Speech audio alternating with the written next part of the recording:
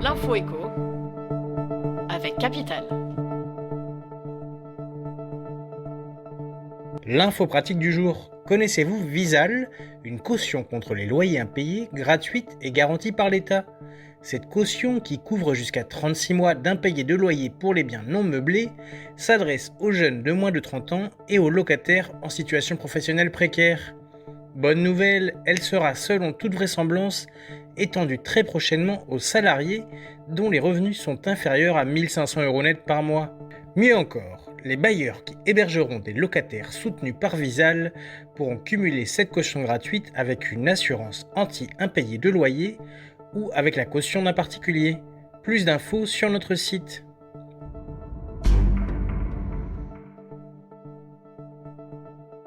Le coup de gueule du jour sera-t-il poussé par les particuliers employeurs d'un salarié à domicile dans les prochaines semaines? C'est possible. En novembre dernier, le Conseil d'État a annulé un paragraphe de doctrine fiscale publié par Bercy.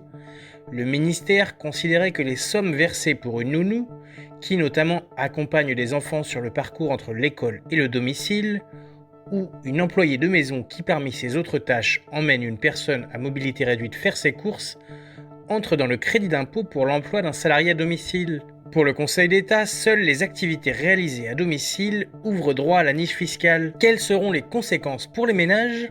Un possible casse-tête dans les futures déclarations. À lire sur capital.fr.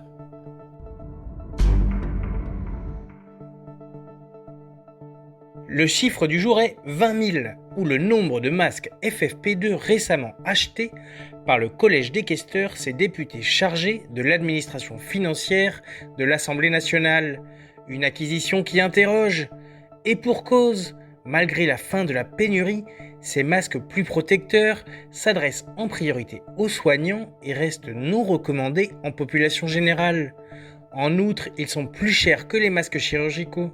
Interrogé sur la raison de cet achat, le Collège des questeurs n'a pas répondu à Capital.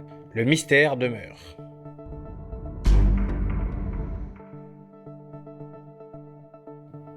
On termine par les dernières annonces du gouvernement. Jeudi 4 février, à l'occasion d'une conférence de presse, Jean Castex a écarté l'hypothèse d'un troisième confinement. Pour le Premier ministre, c'est une mesure de dernier recours qui ne se justifie pas à l'heure actuelle. Les choses pourraient changer si la situation sanitaire s'aggrave. Le gouvernement a aussi annoncé un renforcement des contrôles concernant le couvre-feu et le respect des mesures sanitaires. Enfin, le recours au télétravail est considéré comme impératif.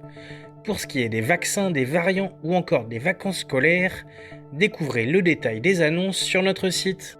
C'était l'info éco avec Capital.